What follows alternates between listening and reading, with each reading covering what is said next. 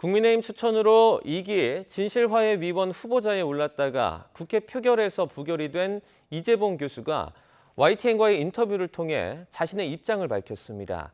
이 교수는 류석춘 교수의 위안부는 매춘 발언이 아닌 표현의 자유를 지지한 거라면서도 위안부 피해자 존재에 대해선 검증이 필요하다고 말했습니다. 김철희 기자의 단독 보도입니다. 지난 24일 국회 본회의장에선 2기 진실화해위원 7명에 대한 투표가 진행됐습니다. 그런데 국민의힘이 추천한 이재봉 후보자가 42%를 조금 웃도는 득표를 얻는 데 그쳐 국회 문턱을 넘지 못했습니다. 여당은 합의된 후보를 일방적으로 부결시켰다며 강하게 항의했습니다. 아니 여야 간에 합의해서 후보자를 올렸으면 그동안에 오래된 국회의 관행과 전통을 따라서 해줘야죠.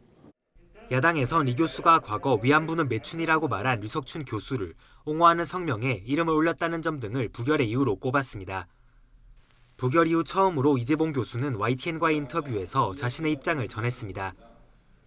먼저 이 교수는 당시 성명에 참여한 건 유 교수 발언에 동의해서가 아니라 강의에서 한 발언을 놓고 기소하는 것이 학문의 자유를 위협할 수 있다고 생각해서였다고 해명했습니다. 다만 위안부 문제에 대해선 검증이 필요하다고 주장했습니다.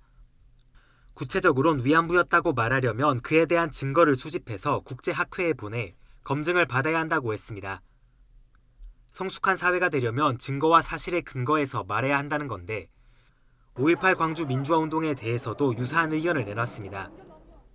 80년 5월 광주에선 민주화운동이 있었다고 생각한다면서도 세부적인 사건 전개 등에 대해선 학자적 검증이 필요하다고 밝힌 겁니다.